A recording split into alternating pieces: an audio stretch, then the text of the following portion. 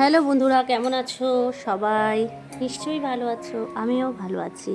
আজকে আমার যে ড্রাগন ফলের যে ভিডিও করেছিলাম সেই ভিডিওতে তো তোমরা দেখোই নি যে এরকম সুন্দর একটা ড্রাগন ফল হয়েছে। আমার রাজা রানীর পৃথিবী চ্যানেলে কিন্তু শেয়ার করেছি, আজকে বনানীস গার্ডেন চ্যানেলে শেয়ার করে দিলাম। ড্রাগন ফলটা কত সুন্দর লাল টকটকে হয়েছে। আর যেহেতু এটাতে কোনো সার বা কোনো কিছু ব্যবহার করা হয়নি, সম্পূর্ণ ন্যাচারালভাবে গাছটা গ্রো করেছে, এত যে মিষ্টি হয়েছিল খেতে তোমাদেরকে কি বলবো। আর সেই একটা টকটকে লাল ভিতরের কালারটা, সাদা যেটা হয় সেটা হয়নি। আর এত মিষ্টি হয়েছে। ড্রাগন ফল আমি আগেও খেয়েছি, কিন্তু আমার অতটা ভালো লাগে না খেতে। কিন্তু আমার গাছের যে একটাই ফল হয়েছে সেটা যে এত সুন্দর হয়েছে তোমাদেরকে কি বলবো। ভাবলাম এবছর একটাই ফুটেছে, আর মনে হয় ফুটবে না। তো দেখলাম আর একটা ফুল ড্রাগন ফলের গাছে এসেছে, তার জন্য মনটা খুশি। ওটাও নিশ্চয়ই হবে, কিন্তু একটা দুঃখ হলো, ও যখন ছুটিতে ছিল তখন ড্রাগন ফলটা এরকম লাল হলো না। তাহলে ও এটাকে খেয়ে যেতে পারতো, কিন্তু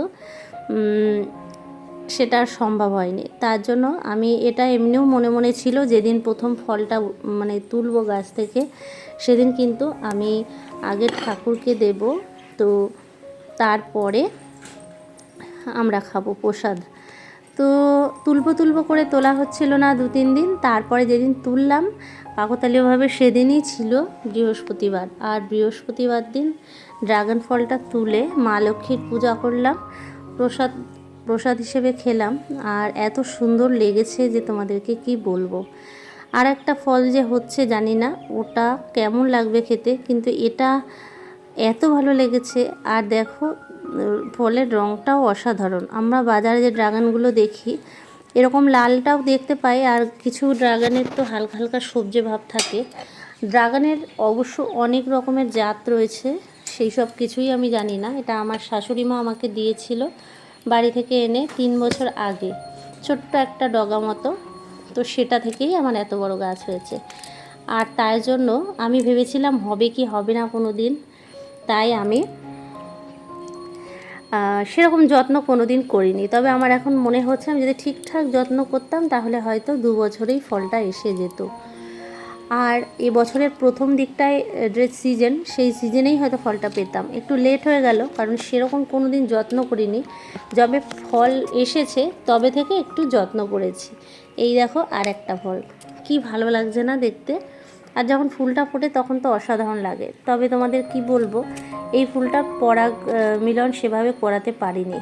ওই দিন খুব বৃষ্টি হচ্ছিল, আর ভুলেও গেছিলাম যে ফুলটা সন্ধ্যাবেলায় ফুটবে দেখেও রাতে আর ছাদে আসতে পারিনি, ভুলে গেছিলাম।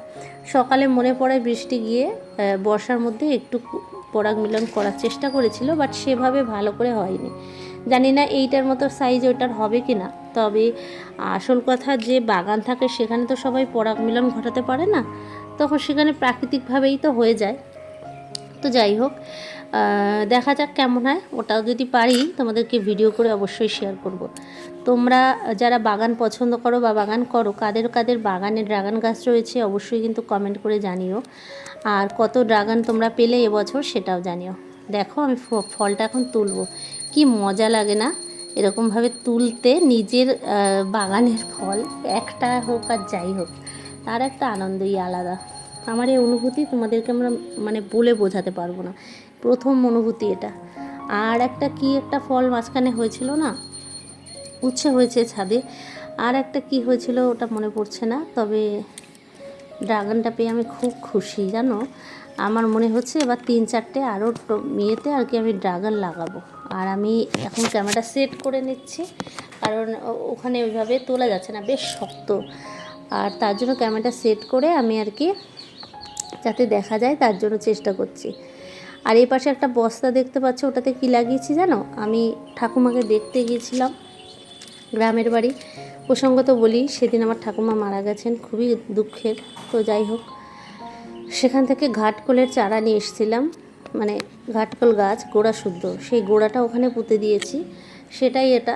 আর সেটা কিন্তু ওই আমার এখন উপরে গিয়ে আজকেই ছাদে গিয়ে দেখলাম যে ঘাটকল গাছ হয়ে গেছে।